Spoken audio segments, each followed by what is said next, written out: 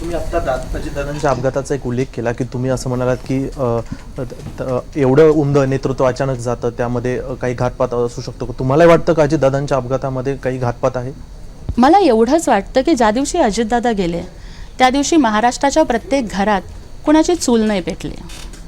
मला एवढंच माहिती आहे की ज्या दिवशी अजितदादा गेले त्या दिवशी महाराष्ट्रातल्या प्रत्येक माणसाला आपल्या घरातलं कोणीतरी गेल्यासारखं वाटलं.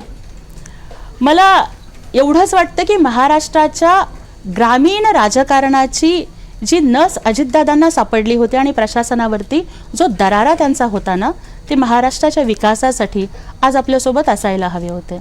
जेव्हा कथात होते हा एक क्रियापद सुद्धा दादांबद्दल वापरताना वाईट वाटतंय, पण मी नेहमी म्हणायचे या आमच्या तिन्ही नेत्यांची जी सांगड आहे त्याबद्दल बोलताना मी असं म्हणायचे, एकनाथजी शिंदे साहेब मुख्यमंत्री असताना की आदरणीय अजितदादा पवार हे महाराष्ट्राचं मनगट आहे, जे रांगड आहे, जे बेधडक आहे. आदरणीय देवेंद्रजी फडणवीस हा महाराष्ट्राचा मेंदू आहे, जो तल्लख आहे, जो अभ्यासू आहे. आणि आदरणीय एकनाथजी शिंदे साहेब हे महाराष्ट्राचं हळवं मन आहे, ज्याला दुःख कळतं, वेदना कळतात, अश्रू कळतात.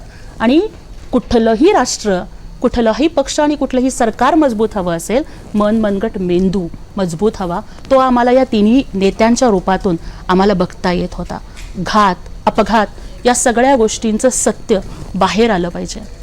महाराष्ट्राला कळलं पाहिजे की जर एवढं उमद नेतृत्व जर आपल्यातनं हरवलंय तर फक्त त्यांच्या परिवाराचा अधिकार तर आहेच, पण आम्हीही सगळे अजितदादांना आपल्या परिवारातला घटक समजतो. त्यामुळे दादांचं नक्की काय झालं, का दादा आपल्यातून गेले, याचं उत्तर मिळण्याचा अधिकार महाराष्ट्राच्या प्रत्येक नागरिकाला आहे असं मला वाटतं.